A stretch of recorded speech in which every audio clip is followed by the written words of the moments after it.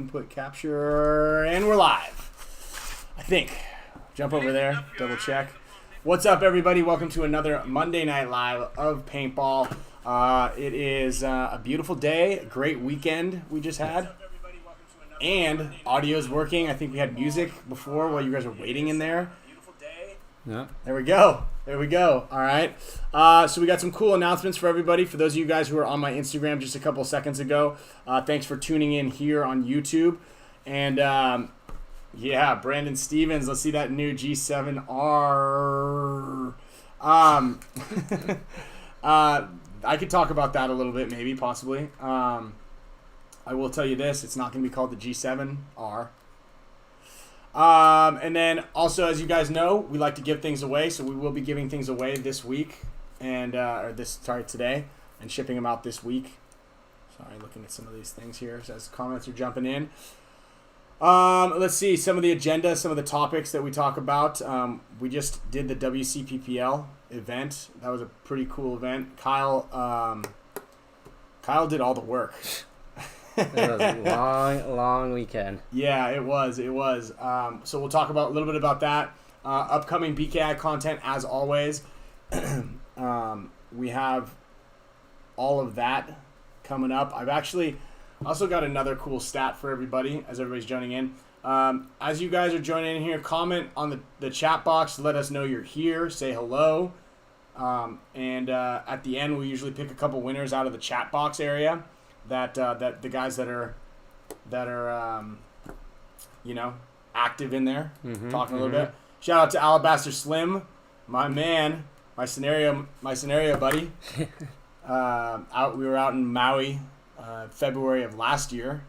Oh, wait, was it February? No, it was July of last year, playing some paintball. We swapped guns. He used my gun, managed to break that, and I used his mag-fed gun, managed to break that. How do you get that gray highlight? I don't know. Name? Well, he also does YouTube a lot. Like he knows what he's doing. He's like, that's like a verified check. Maybe he's verified. Alabaster, are you verified? What is it? How do you get that cool little highlight on your name with the check mark? Yeah. It does look a little suspect. Like maybe you created that on your own. I'm not totally sure though. Yeah. Shout out to Steven Torres. Let's see here. Let me look at this. He said he's verified. He is. Yeah. Dude. Hook it up, man. It's YouTube verification. I didn't even know that was a thing. Well, shout out to Alabaster because he's been doing it right. If you guys want to check out actually stick around, maybe Alabaster, because I actually have some footage that I'm going to queue up here in a little bit when I talk about the Clowns vs. Zombies game. I've got a nice little move where I shoot your boy Wolf, double tap him in the chest, and he tries to get away with it. It's one of my favorite videos. I'll chuck that up in there a little bit. You want to answer that question? Maybe. Any Dynasty or Impact scrims like Heat and X Factor did? I wish. Possibly in the future. We haven't really discussed when the practice dates and stuff are going to happen, but that is definitely a hot topic of when. Probably would have a little bit better knowledge on when the dates would be for something like that within the next probably 2 weeks. Is like. Yeah. Start getting into crunch time where we have to make a decision on those things, huh? I mean, I hope, like, right? Like that would be bad. I mean, I can't wait to play paintball, right? Yeah. We just got a little taste. Even just watching all weekend, I was like, God, this makes me want to play so bad. Yeah, I just like especially. So I guess we'll just talk about the WCPPL right now. But like, so I coached a D4 team. Kyle coached, I think, every single division that was there. D3, 2 D4 teams, and a D5 team. I think at one point he was like. Tell about the pit. You're in the pit. And so like, yeah, like that. I'm in the pit, and for the 2 D4 teams, and then a lot of the guys I knew their names, but some of the guys weren't there. So there was I'm coaching overall. It was like 32, 35 guys in total, and 2 of the teams are in there. One's waiting to play after the other team. And everybody wears the same color. Everyone has the same jersey. Every division has the same jersey, and I remember being like, all right, my snake guy's got to take a break, and I looked to the other guy, and I was like.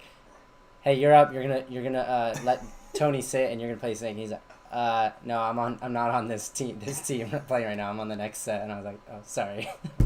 Get out of the way. Yeah. Get out of the way. And I actually I was like, I need everyone that's not on this team to go stand behind the bench there because I'm getting really confused on who's playing right now.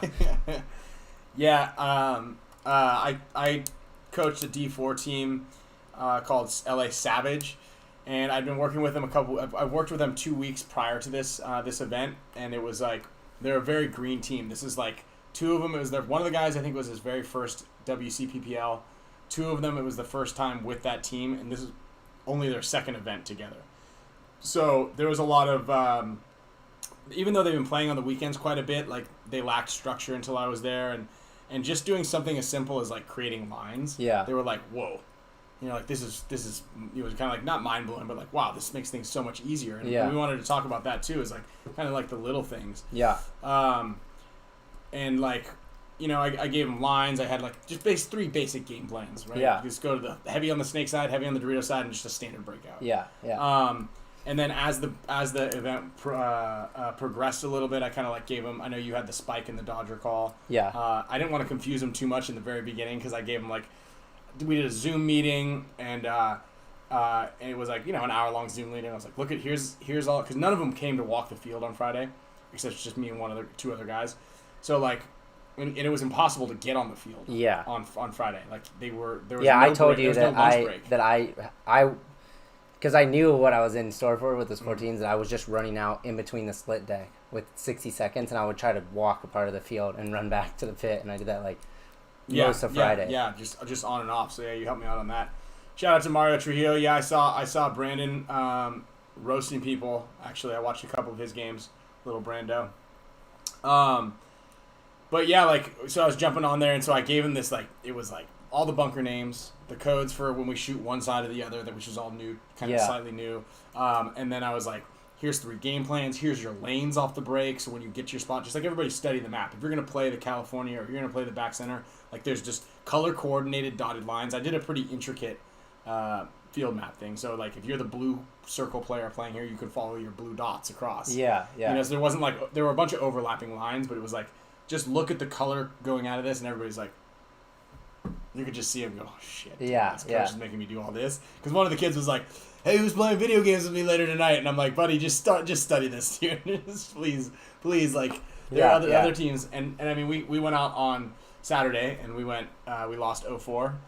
And then, the team, that team that we played was substantially better than us. And then we played the Pirates, which is a local team, but I watched their game plans, and they did the exact same game plan every single point.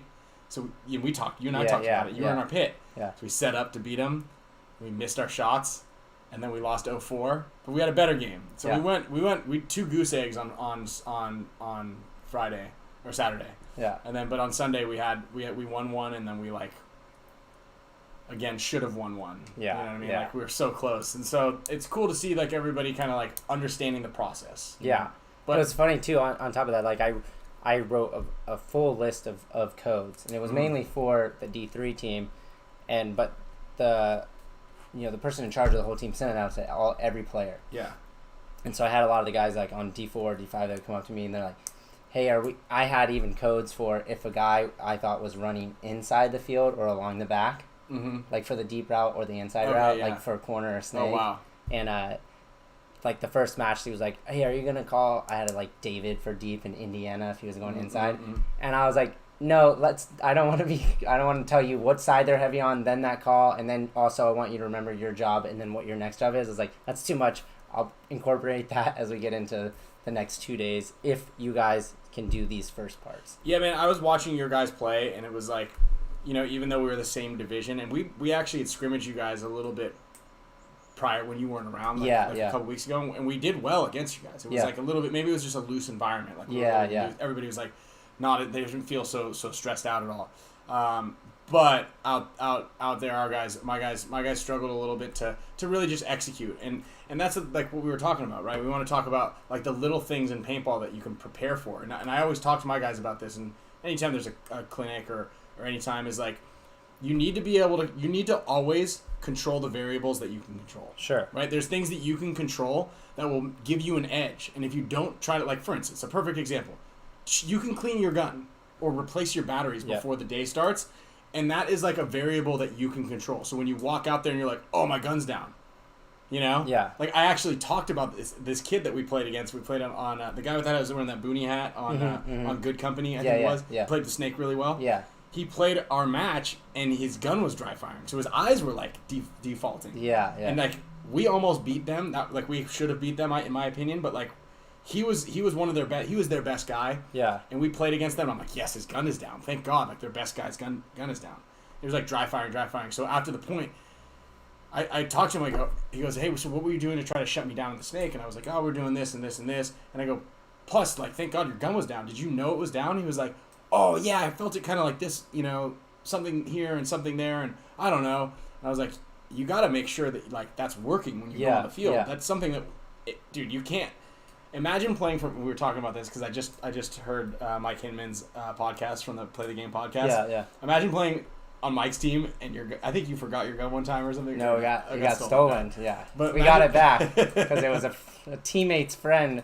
Came to the house, they did, so it was... But imagine, like, going out there playing for Aftermath, yeah, and your gun is broken. Oh, yeah, you're... And then you go out there again the next point, and it's still broken.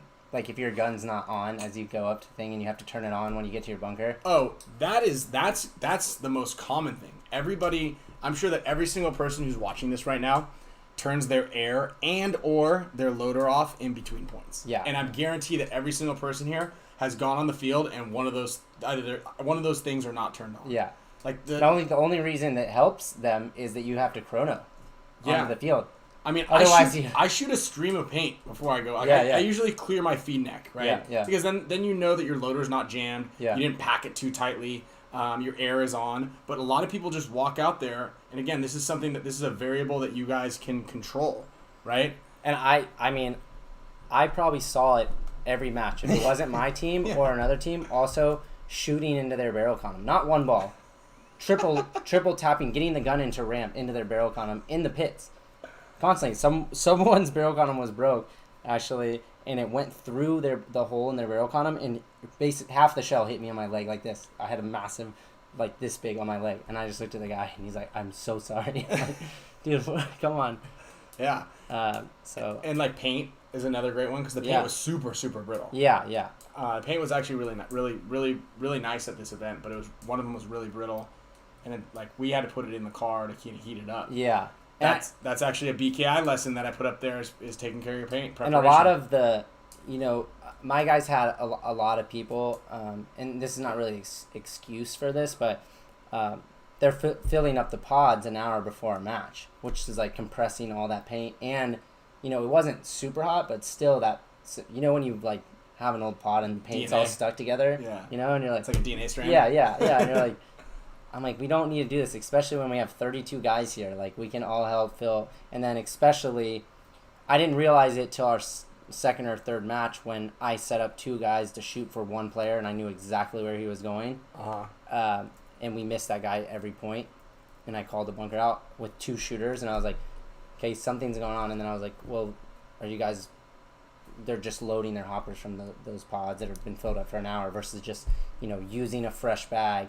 It was in a cooler or just fresh off the truck for their loader paint. Mm-hmm. Yeah, I mean those are like tons of variables that you can control. And actually, it's funny because Zach, one of the players on the team, mentioned it to me. He's like, "Dude, I was watching the Hunters, and the Hunters are a D3 team. They actually won D3 at this event. I think they won D3 in Vegas also. I think they only lost like 1 or 2 points this whole tournament. Dude, they looked super crisp. But he goes, "Hey, I was watching the Hunters play in the pit, and like, dude, they're loading their loaders out of fresh paint." In like out of the cooler before the game, like they're like dumping their loaders out and refilling. And I was like, yeah, that's actually something I was going to talk to everybody about because that's something that we do. I do that every single time at NXL events. I dump my entire loader out. I fill fresh paint. Like I'll be watching the game in front of me, and as that game is closing out, I walk over, put brand new fresh paint in there because again, that's a variable that I can control. And while at the NXLs, I'll dump my paint on the ground. At this last event, I was like, just dump it into a box that we'll have on the side, and then we get to take it home later. Like we're gonna use it regardless. It's not like wasting the paint. Yeah. But again, like if we're already struggling to shoot guys off the break, and like imagine we finally do end up getting a ball on them, but it was a ball that was like soggy that's been in my pod for like, I saw tons of people getting days. bounced. Yeah. And it's crazy because the paint literally was breaking from knee height in the morning. And it was still solid. It wasn't chopping in the guns. Yeah. So to say like, you bounced a guy, like that's something that you can oftentimes control. Yeah. I mean, that's a big part of it, especially come Sunday, when you have the top 4 teams, I was telling my guys at the end of the tournament, like, most likely those 4 teams, they all can beat each other on any different game. It's those small things that really take account. And it almost comes down into, if you have all those variables checklisted, and then the next thing is your own mistakes. Mm-hmm. You don't ever really, like, unless a team dominates you don't ever really, the team didn't beat you. It's like you beat yourself. Right. And that's what my guys did in our semifinal match going for D4 is like, we won the first 3 points, but that swing point that would have gave us 3-0, we were up, we shot 3 guys off the break, and then they pulled it back from 2 just by letting the guy slip away. So it's like, just big mistakes. If you want, and I told my guys when we kind of like recapped everything at the end, they're like, fuck, what can we work on? I go, well, listen, this dude who was probably the least athletic guy on the team, on the bad guys team, the prior point, ran to the snake. The game before that, the kid ran and shot to the snake, and we had 2 guns on him every single time. Every single game on Sunday, we had 2 guys shooting from the back center at the snake side, and they must have run, I want to say, probably like we shot them twice or 3 times, and they must have run 8 or 9 times. We only shot them 2 or 3 times, and 2 guns on it. And one of the guys was like extremely unathletic that was running it. Like holding his gun, it was upside down while he was running. It was crazy. It was insane. Yeah. And then at one point, I told you how the guy, like, every 4 guys fell down in the back center because they were late to the gate. Yeah. And there were 4 guys falling on the ground, and one guy, like, touched his barrel up and started, like, backpedaling and then running, and then was, like, still running, and he never dove into it. We never shot him. So, like, one of the big things, and I can say this for everybody, is, like, everybody should be able to shoot off the break. And especially because in this WCPPL layout, the layout was, like, really, really interesting, actually, because there was no strong center bunker. And so it forced everybody on the outside. So, like, there was, like, a back center guy pretty much always. Yeah. But, like, this is what my guys struggled with also is, like, they go, oh, I'm not really good at the 2. I go, just because you're, like, the second one out of the box doesn't mean you're the 2 player. Yeah. Maybe we fill from the god to the corner and the California to the god to the snake. Like, there's a bunch of variations, but just because you're not the first one running doesn't mean you're now a 2 guy and you have to be, like, playing more slowly. Yeah. So that also means that sometimes, and Kyle, you're terrific at this, is like you need to be able to shoot off the break. Yeah. And a lot of times, and what we used to do a lot on Dynasty is like maybe I would run out to the corner. Kyle would shoot from the back center and then immediately run straight to the snake on a delay. Because you run a guy out to the back center, the guy, we draw the guns up, Kyle shoots a dude off the break, and then also runs to the snake. And that was perfect, that shot that we looked at that I told you I had, because people were triple stacking the back center. And so what I would do sometimes is call that audible when I saw 2 snake guys, and that guy edges and tries to shoot one of those back center guys and slides into one of the snake insert bunkers. Exactly. So, like, trying to become as well-rounded of a paintball player as possible. So one of the big things I told my guys, and what, what's crazy is if you think about it, very seldomly, and I don't know, maybe you can think about it because you played more games played than I did, but there were not very many, like, gunfight battles, right? No. Like, everybody got shot, like, a guy would get in the snake and shoot a bunch of people in the back. Yeah. Or you'd get shot off the break, or you'd get shot on a move. Yeah. There was very seldomly, was it, like, because the Californian god couldn't see each other. Neither one of those 2 guys could see each other. So it wasn't like we lost any gunfights. Yeah. With the exception of maybe if you were ever in the snake, but our guys were never in the snake lined up with another guy when they were, like, battling like this. I think maybe one-on-one. It was barely just like improper positioning with your 2-man attack. Yeah. Like a guy would be too far away, and then he would just feel like he never had support. So he's like, maybe I got to just try to make this shot, and then he would get, it wasn't ever really like you had to put people in and go. It was more so positioning. Get this guy here. This guy's gonna come behind you. Put this guy in, and then you go. Yeah, and so like that was, it was like it really forced everybody into these 2-man operations, which is unfortunate because this is what my guys I've been forcing my guys to work on so hard over the last couple of weekends. Is like, let's really try this 2-man op, and we talked about it last week too.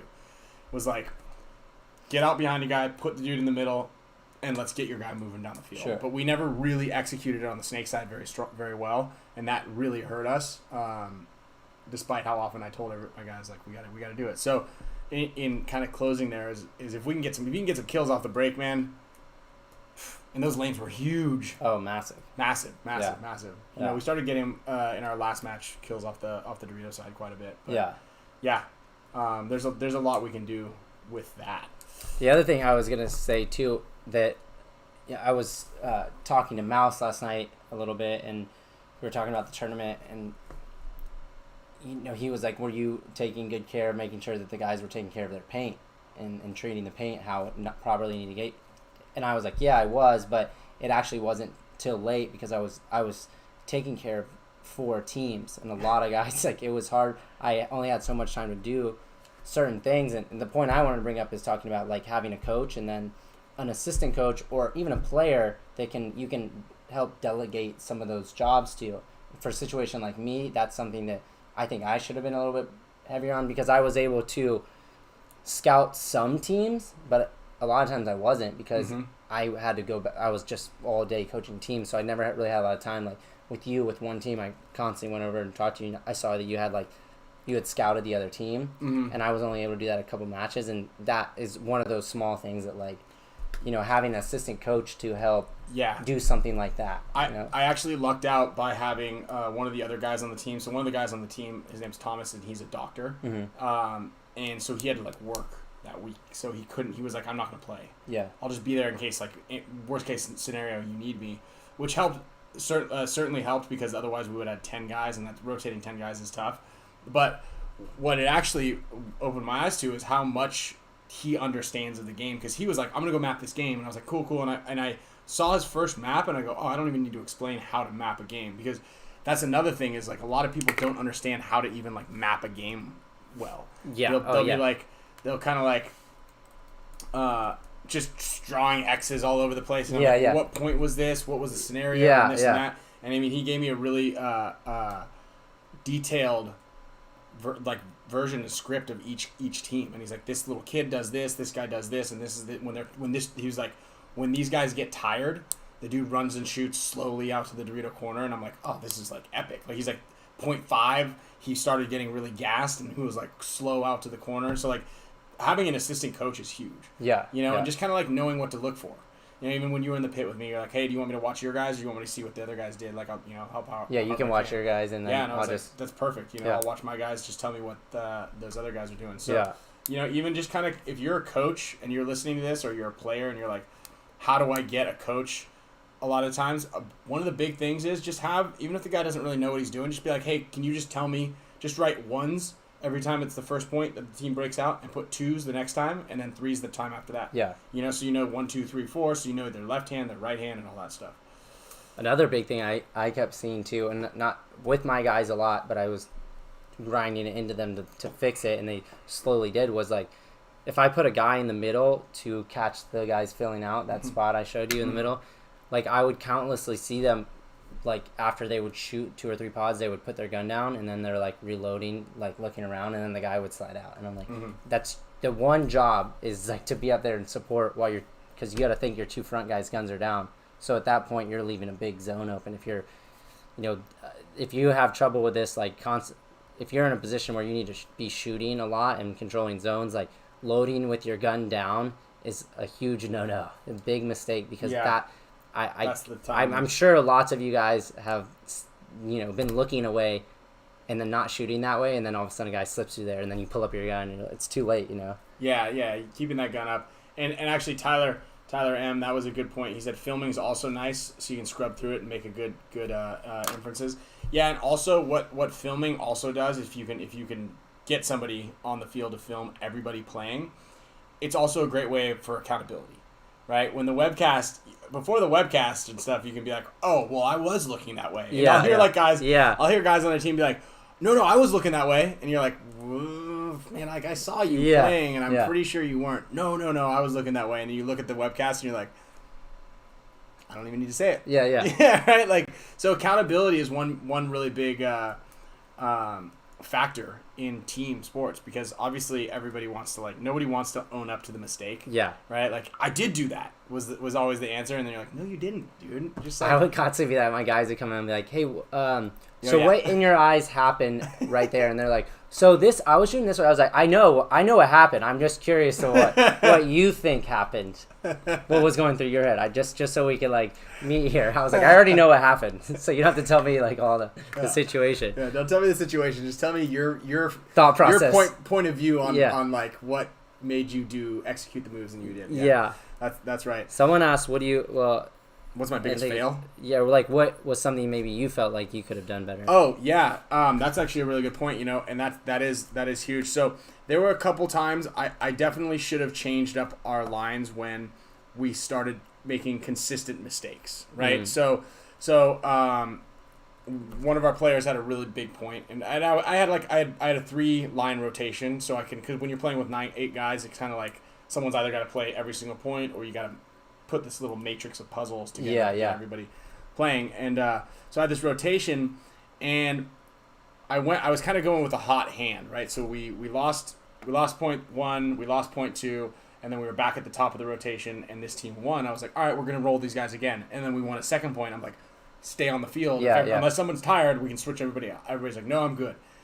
So then we lost a guy stupid, and then we lost another guy after we shot a couple bodies, and then I was like, hey, I looked at the player, I was like, what happened? And he's like, oh, everybody was shooting at me. And this is the same guy that ran down and shot like all 4 of the dudes in the back. Yeah. And I go, of course they're shooting at you because you just shot them all in the back. Yeah. Like this is perfect. This is what we want. That relieves pressure on our snake side, and we can make a move.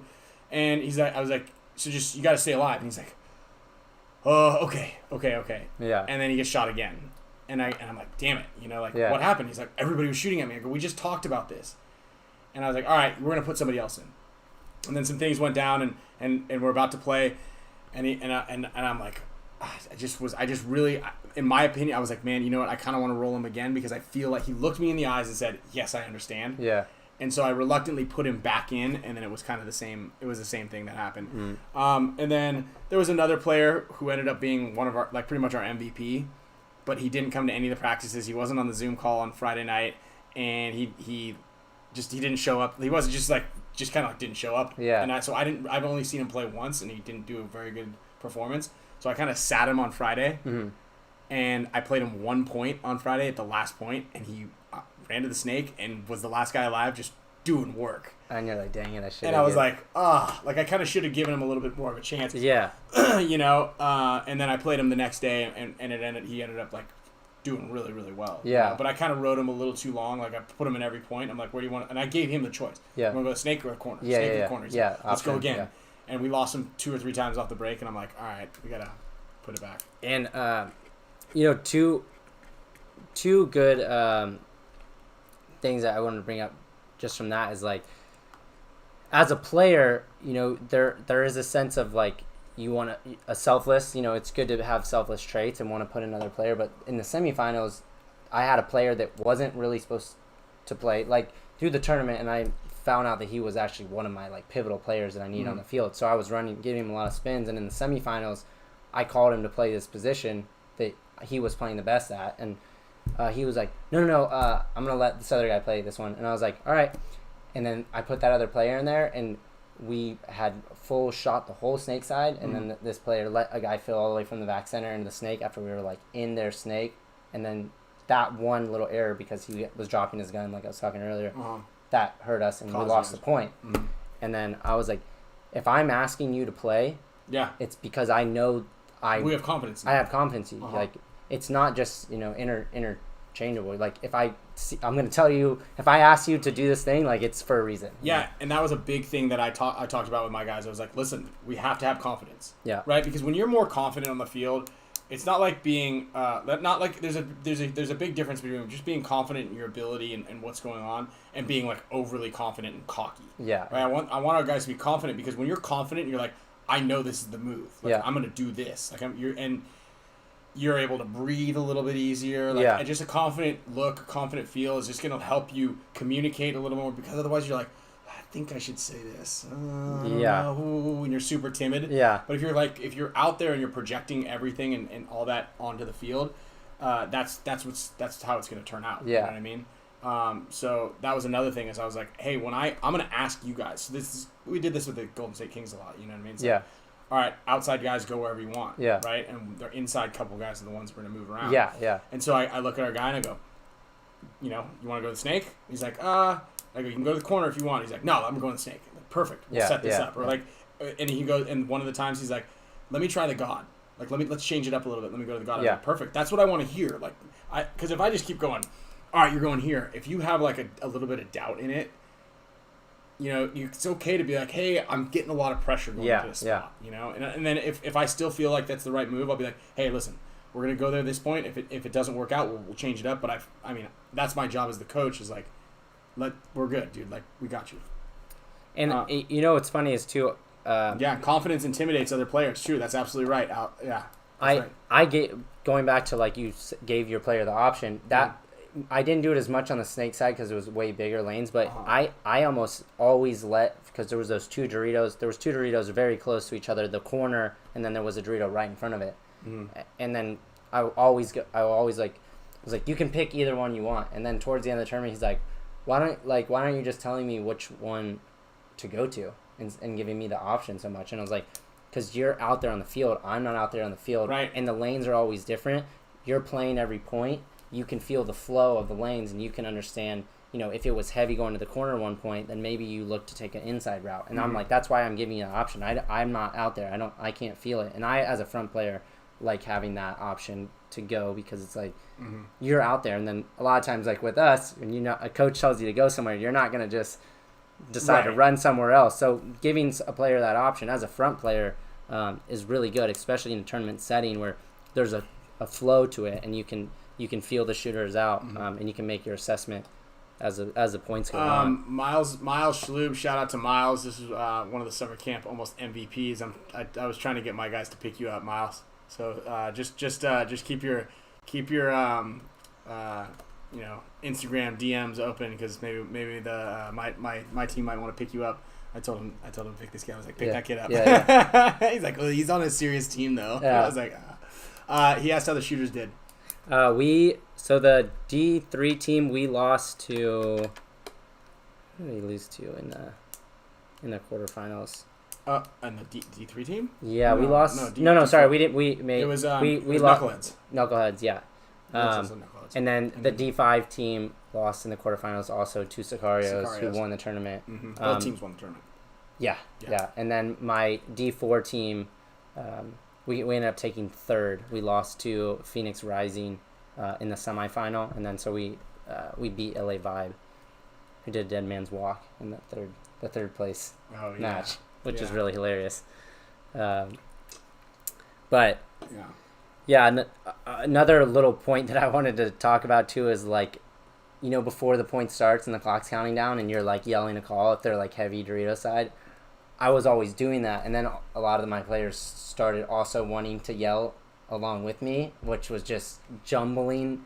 Because just delegate in that situation. Delegate one person, right? Because even if three people are yelling the same thing, it doesn't sync up, and it just sounds like a conglomerate of words. That was a big thing I noticed. Yeah. And Miles, for us, I mean, I don't want to say what worked because we went 1 and 3, but like our attacking the snake was the biggest thing, and having that tower on the Dorito side looking snake way, as long as the team was not in the snake off the break, that dude could really slow down that side of the field. And our back center guy was actually also one of the MVPs because we just had him shoot snake way and then quickly switch blind onto that Dorito side, and literally, unless it was like 4 or 5 on 1 or 5 on 2 or 4 on 2, they never made it to that 50 Dorito. Yeah. Like, our guy stopped all movement over there for the majority of every single point. Even every game we lost, we were losing, and he was like wheeling and dealing out of that back center.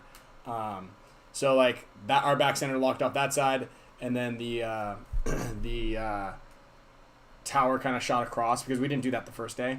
Because I had a lot of confidence in my guys sitting at California trying to lock off the snake zone. Sure. But that didn't happen. Yeah, no. And then a guy would just get in the snake. Yeah. And I think the biggest factor, and for those of you guys, maybe you'll play this WCPPL layout, and if you guys have an option at your local field to ask them what layout, if they're ever like, hey, what layout do you want to set up? Like Mario, for instance, or Brando.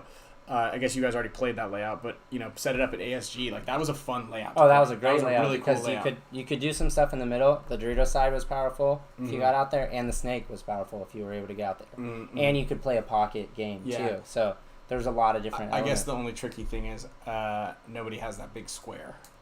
Well, isn't it just the? No, it's a big cube. It's like their own bunker. They have their own bunker. Oh, okay. Yeah.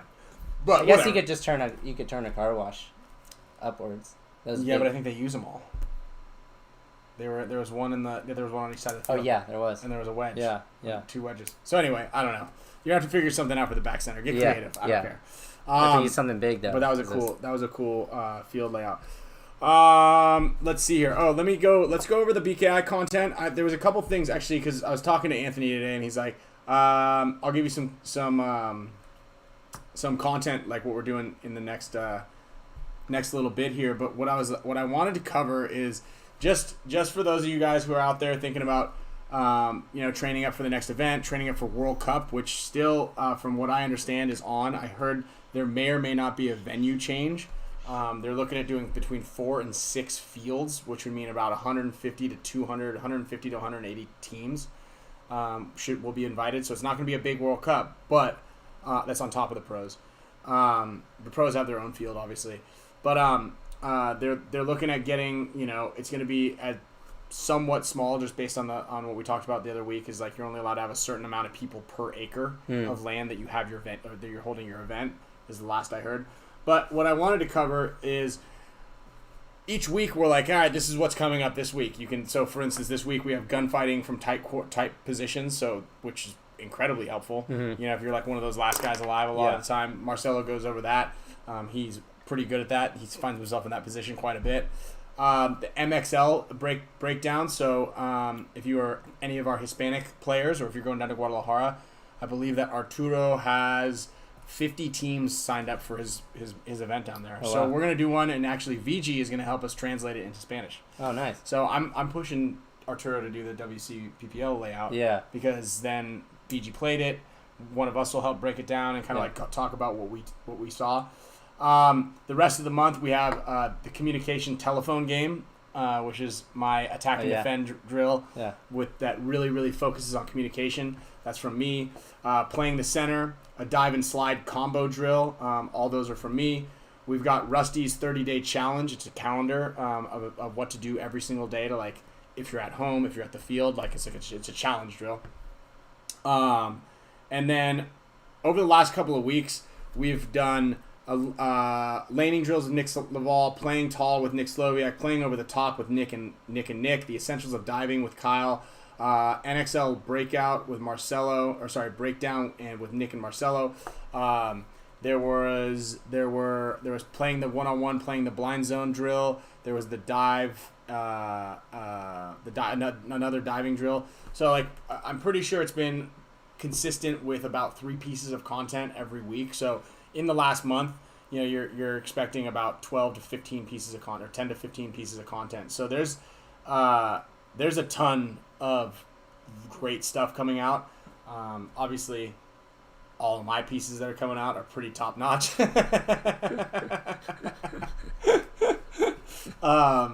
And then if you're playing any events, some breakdowns obviously are pretty huge. Anybody in here in the live chat ever play fantasy paintball? Not the pick'em ones that Cena's doing now, which I think is pretty cool. But back when what was it, Paintball Access? You could do the players where you could do each. You could play. You get a cash, and then you get to pick players. You remember that? That was cool. Did anybody out here comment in the live chat on the side if you ever played the original fantasy paintball back in the PB Access days, which was the PSP? Igor says what. Shout out to Igor. Yeah, out there crushing it. Let's get it. We should get a squad together on the West Coast with all of the camp guys. Yeah. It was Igor, Steven, Sean Stern has been asking me to whenever we play, he's like, I'll fly Miles, out and play. Little Anthony. You got Brandon on there? Brandon didn't show up this week, but we'll give him. No, he did. Brandon Trujillo. He wasn't here this year. At summer camp. Oh, that's right. But we'll give him the pass on it. Yeah, we'll give him the pass because he's good. Okay. And Dizon, dude, that's a solid squad right there. Yeah. Right, Igor, Steve, Sean Stern, Miles, Anthony, Dizon, and Brandon. So that's my ringer squad for the next WCPPL if we can start a BKI team. So there you go. Or any other little event. Or maybe what about that 7-man? 1, 2, 3, 4, 5, 6, 7 guys. Oh yeah. Dude, so there's a 7-man. HK Army announced the 7-man event is going to be November 21st and 22nd at ASG. I believe that FanWagon. No, so FanWagon doesn't do that one. What FanWagon does is it picks Like you pick the matches. the matches. Who you think the right? winner of the match is going to be? Yeah, or like who is going to get the most kills overall. Yeah. So what Paintball Access did back in the day is you get like, say you get $10,000, and based on everybody's stats, they're ranked on their value. So maybe like you might spend $2,800 on Kyle, $3,500 on Archie, $2,500 on Billy Bernaccia, and then like Tyler Harmon would be like, Tyler was actually always a cheap value. Mm-hmm. And then like Barytnikov was like $3,000 or $4,000, you know. So yeah, you get. Oh, you can pick a 5-man team with 8. No way. Oh wow. Well, there we go. That's exactly. All right. So actually, they have fantasy paintball. Exactly what I'm talking about. Okay, so you can pick a 5-man team with cash on the FanWagon, right? And Ronnie, based on FanWagon stats, he's not a fence. Oh, the best choice. No offense. What do you say? Interesting. Oh, Ultimate Shootout Weekend. Wait, so Dizon, what's Ultimate Shootout Weekend? Anyway, I only talk about that because obviously football just started and I lost my first weekend of fantasy football, but that reminded me because I was like, oh, there's Monday Night Football tonight, and Monday Night Paintball for the Ultimate Shootout game. So pick your game that you want to watch, obviously. But I was thinking about it and I was like, it reminded me of fantasy paintball. I thought that was a really cool concept. Yeah, for sure. And so I'm stoked. I was always stoked that Cena started something else like that. And I was kind of waiting in the shadows and hoping that he was going to do something like that. Let's see. Upcoming events. So, this weekend, this coming weekend? Yeah. I leave on Thursday for that Chicago Pro Invitational with the Golden State Kings. Ohio. It's in Ohio. Yeah. What did I say? Chicago. Ohio, yeah. I don't know why I said that. Columbus, that's what I meant. Columbus, Chicago, Ohio. Yeah, Chicago, Ohio. Columbus, Ohio. Mm-hmm. I've been gone for the last 5 weekends. So did you guys end up filling the snake spot? We did not. Okay, so what's your team? So it's Nick Laval. Okay. Archie. Mm-hmm. Meter. Blake Yarber. Charlie Givens, the owner. Mm-hmm. Johnny Greer. Mm-hmm. Myself. Okay, so you're going to be playing the snake. I'm playing the snake a lot. Point. Yeah. Well, Meter also played the snake a little bit here and there. So right. If I need to take a break or rest or something, you're going to judging from last weekend's practice, you're going to need to take a break. And I was actually we were looking at getting another snake player, and this is Chad George answering right now that he's actually not going to be able to make it. He was thinking about yeah. Well, Hey, you guys want to see Chad George's phone number? I'm just joking. And so we were looking at another elite player, whether it was Keith. Pick up Miles. Yeah, maybe Miles. get another spin for one of these guys. It might ruin his APPA.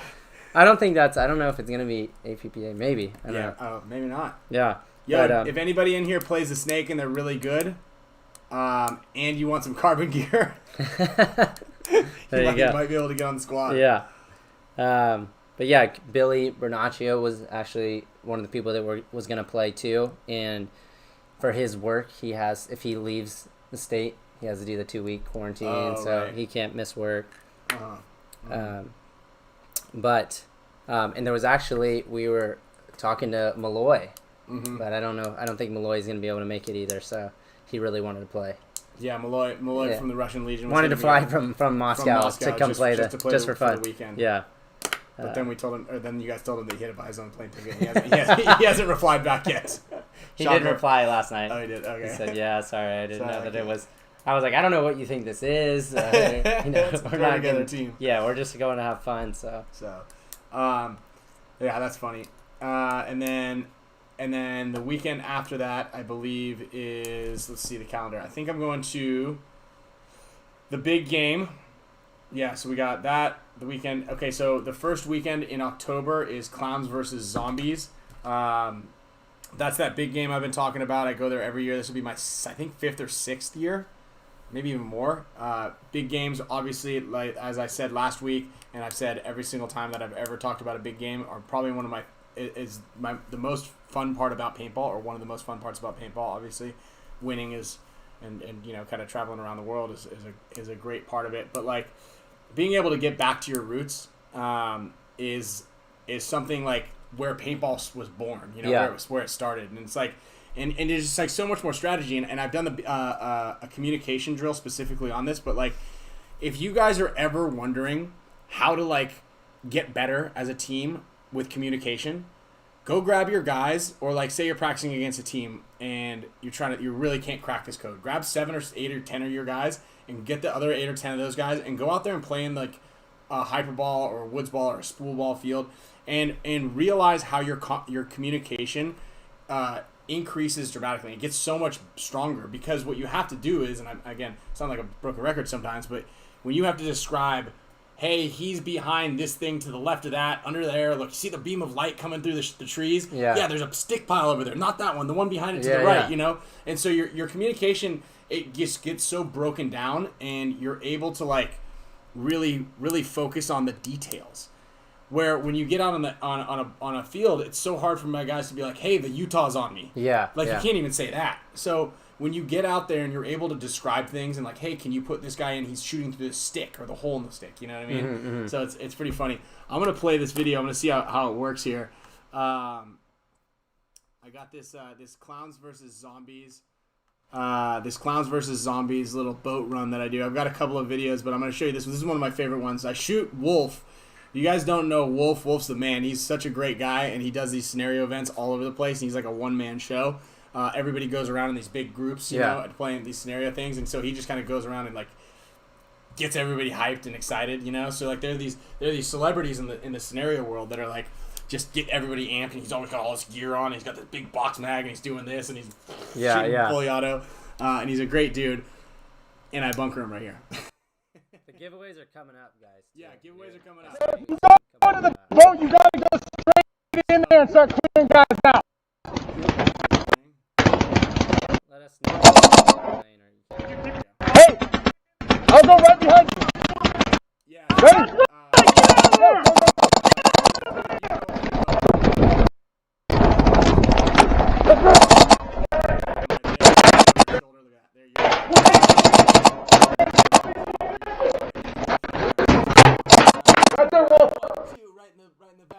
What up?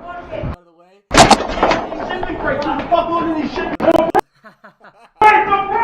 Right on your boat, Will. That's TJ. He's the owner of the field. I shot him in the neck. I was aiming for his shoulder, but it was a nice little like.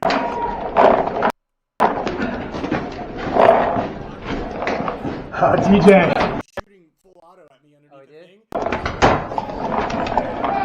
Shooting at me I'm really low on paint. On the paint. I give that little.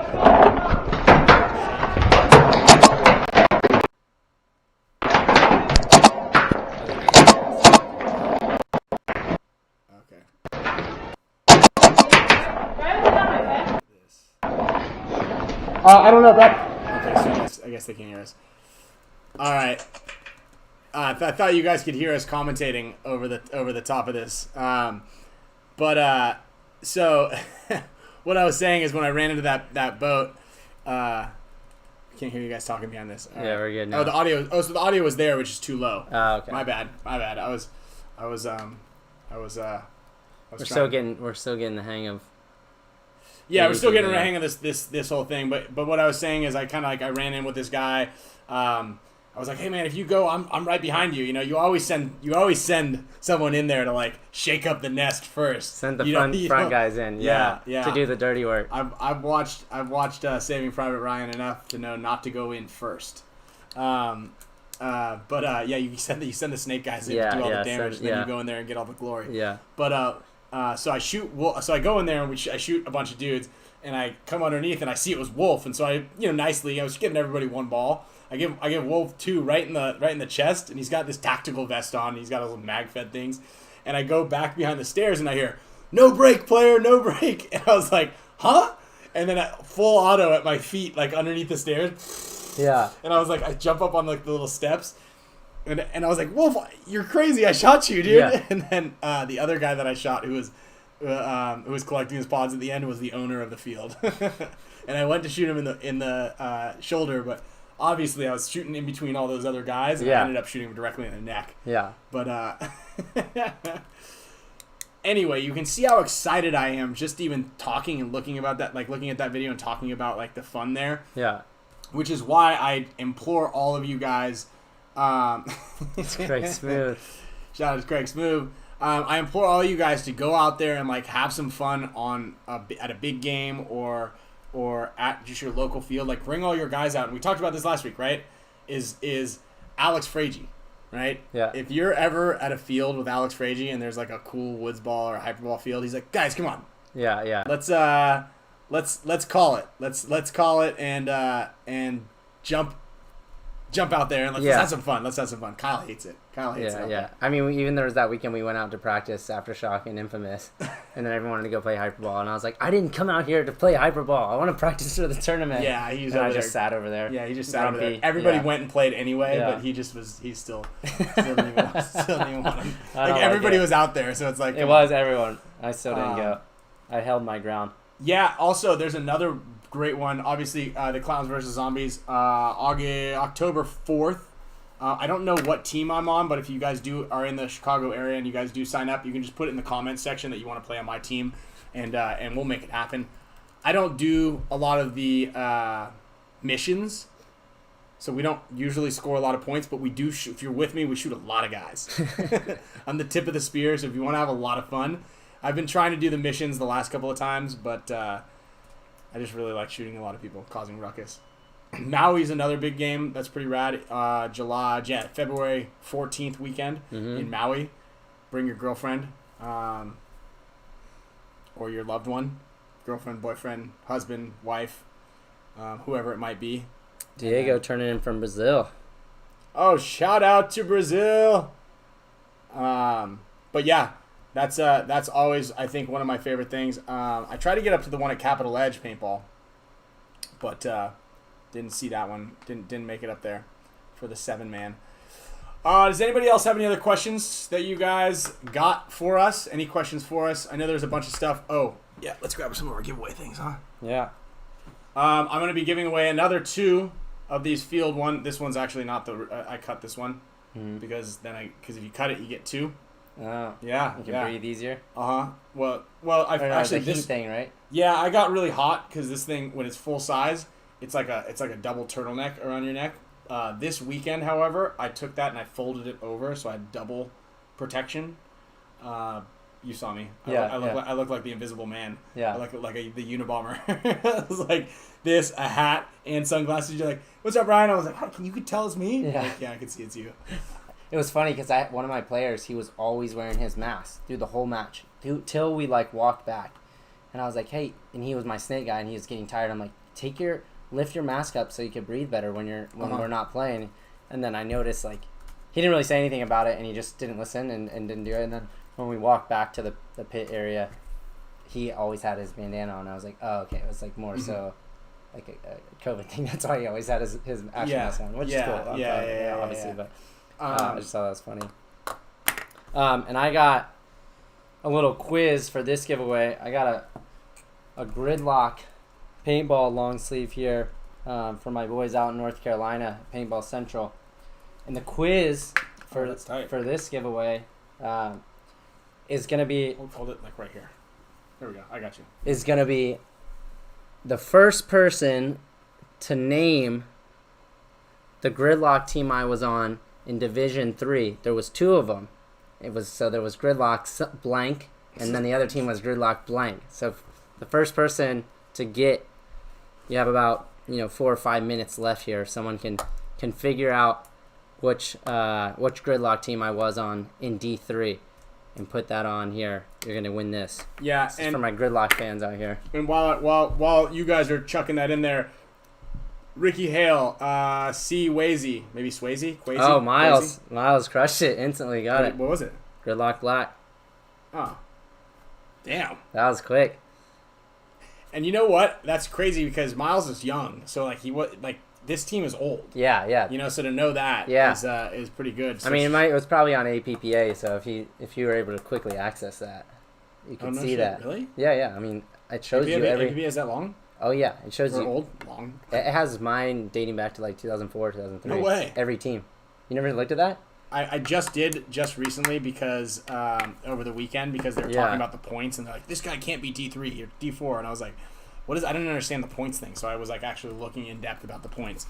Actually, that was somebody's question before. Is like, why didn't or were we able to play, or why didn't we play, or why didn't we want to play? Maybe we're not allowed to because we have too many points. Yeah. Hey, actually, Randy, I'm gonna answer this right now. Pyramid scheme teams are meh. So yes and no, right? So pyramid scheme, it's not really how that works. Basically, everybody pays in to obviously the discounts float to the top, percolate to the top, I believe it is. But it is great, right? Because you end up with a large group. So obviously, the guy at the top is kind of reaping in the benefits. But as you, oh wow, look at that, damn. Teams I played for. Holy smokes. From I'm looking at Kyle's extensive history right here. I can show it on the screen if you guys can see this. Let me see. I don't know if you need to. It should pop up here in a second. Oh wow, yeah, look at all those teams. So I don't know if Miles, you actually had that knowledge already. You looked it up. I mean, that was a smart tactic. I didn't want to tell anyone to do that, but I mean, if you looked it up, either way. Regardless, problem solving in less than a minute. Yeah. So I'll kudos to it. problem solving if that's what you did. Yeah. So again, to answer whose was it? Anyway, Randy. So it's not necessarily as much of a pyramid scheme, and maybe some people look at it, but you have to look at it as a way to go up the ranks, right? So my guys, for instance, Zach this weekend was like, hey, what's the benefit of? Because I was like, we went by the Phoenix Rising guys, and I was like, I think they have like 60 or 70 team players in their organization, right? And so while maybe if everybody's paying a due or however it's set up might help fund the top team, that's how it should be anyway. Like if you've been playing that long and you've been playing to the point where sponsorship is starting to come in, because that's the goal, right? We want to get really good, but in order to get better, it's you got to be able to afford to be able to play. Oh, sure. And maybe that's something we'll talk about next time is sponsorship and just how to get sponsored. Oops, spelled that wrong. But I think it's super important that there are organizations like that where a little bit of the dues that you pay, and you're still probably getting a deal, right? So take the Narcos, for instance. The entire Narcos team, and they have like 60 guys, 7 squads. The entire Narcos team, maybe the top squad doesn't pay a lot, but everybody's getting paid for like $25 a box. Sure, yeah. Everybody's getting 25% off of HK Army gear. Everybody's getting a little bit, and like you pay $100 a month or $100 a week, and that pays for your entrance fee. And the goal is to if you're starting out, you're in D5, to make it to the D4 line, and then gain this experience. And then now you know a bunch of guys, and like you're using this skill set to kind of climb the ladder. Mm-hmm. And there should be an end goal in sight, right? Is to make it to the top team. And once you're on the top team, you start get cherry picked by the semi-pro teams or the pro teams. Yeah. And look at the AC camp, right? They've got a clear-cut path to a pro spot. You know what? It's funny you said that. I was talking to Junior Brown, old Excessive player, and he was coaching Excessive, who won the Premier Division at WC this weekend. And I was like, "What's the team look like? Is there like any guys that I would know on the team?" He's like, "Not really. Like Jerry Caro was guessing with them, but like other than that, like it's just some guys that have been coming up with the squad over there." And he's like, obviously the goal is get them good, and then they go to a team with more resources or what they can have. And he's like, I'm not that type of person that's gonna hunker them down and keep them from their dreams, which was really cool to hear him say that too as well. Right. Yeah, he's cultivating players, and so while you are, it does seem like I'm paying $100 and I'm you're still actually most oftentimes getting a good deal out of that $100. Yeah, because you're getting like I'm part of the organization, and that's still going to part of like to pay for your stuff. It's like you're investing. Right? It's like going to school. You pay to go to school because of the long term. Right. But I don't think you're overpaying. Like, that's what I'm getting at. Like, oftentimes you're not overpaying for a lot of that stuff. So you're still getting a deal. You're in the system to be able to to get these perks, or you start a team with your 7 buddies and you hope that those 7 buddies are going to be committed for the whole season. And next thing you know, if that's the only group of guys that you have, you're really struggling to keep those guys around, and you're trying to now go like, oh, will you sponsor me, or how do I get a deal here, a deal there, because you don't have an in anywhere, right? So, and maybe a couple of those guys can't show up this Saturday, and we got to go next Sunday, and we miss practice, and now this and that, or 5 or 6 of the guys don't show up to walk the fields on Friday, and then we're losing games on the next day. But when you have this organization that's a little bit bigger, the knowledge is more readily available, and things. So the shooters, for example, you coached 5 shooters teams, and they were able to all pool together to make it so they could afford to bring you up there, to house you, to get your food, your lodging, your gas, and pay your expenses. But if it was only 5 or 6 guys, that price per player increases exponentially. So we're trying to work with the narcos to do some training days, and it's like, if you got 60 guys and we're running a practice for you, it makes that cost to get one of us out there a lot cheaper. So I mean, yes and no. Like, it does suck giving $100 and then seeing this dude over there play paintball for free. But that's kind of the name of the game, unless you have a better way of going about it. And I think that should be our topic for next week, is kind of like how to get sponsored and how to what the relationship needs to be, and what to take out of it, like to keep your mental state so that you're not upset about maybe having to pay money. It's funny because it was like about a year ago, I think, I was taking calculus at school, and I took a long break from school in general. So I was relearning a lot of math while I was taking calculus. And I remember telling Ryan, I was like, it's not, this sucks so bad, but it's not, I'm looking at it from a perspective that it's like a challenge. Just having a different perspective on something that may feel like, a detriment to you, or be hard, or be something that, you're not always happy with, but you're trying to look at it from a different viewpoint and pull the positives out of it. So, definitely something we could touch on next week. Cool. Yeah, I think so too. And then also to answer a couple of you guys' Swayze, I know Ricky Hale, you guys had some questions about specific player spots. Guys, I can't recommend the BKI program enough. I know we've talked about this. This whole weekly show is a product of BKI. Obviously, Kyle and I enjoy doing this and reaching out to you guys, but this is something that Anthony, the owner of BKI, and Lori, they wanted us to do, and it's been going really well, and we're stoked to have you guys. But like, us sharing our knowledge is kind of like one of our passions, right? We owe a lot to the sport for giving us what it's given us, and so to be able to give back is what we want to do. That's why we try to travel around the world. Well, we did.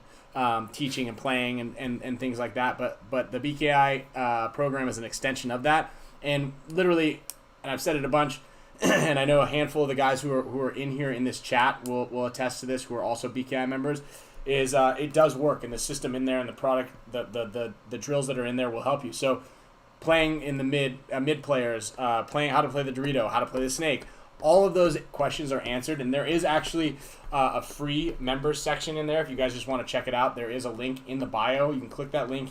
You can sign up for the free section. Obviously, you don't get access to everything, but you get a little taste of what could be. There's some preparation drills in there. I think there's a freemium section that has 5 or 6 drills in there that is really good. So there's a ton of your questions can and will be answered in there, as far as tips, tricks, and how to do things. And then tons of film room, like watch a game, a pro match, and have it broken down. Like, this is why we did this. This is how this is done.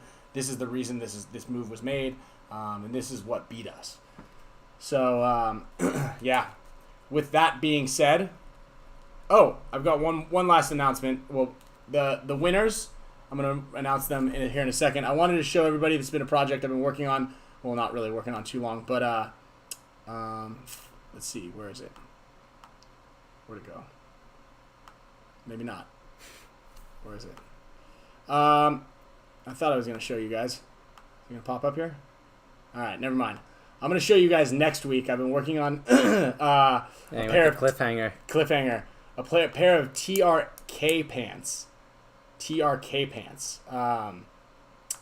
The HK TRK pants in the Aloha series. So with the tropical stuff. You know what I'm saying? My floral print pattern from the Hawaiian jersey series that I have on HK. So I'm making those into pants. I do have a sample of what they look like, but I believe I did not upload it properly. So so I apologize for that. But I will show you guys that next week.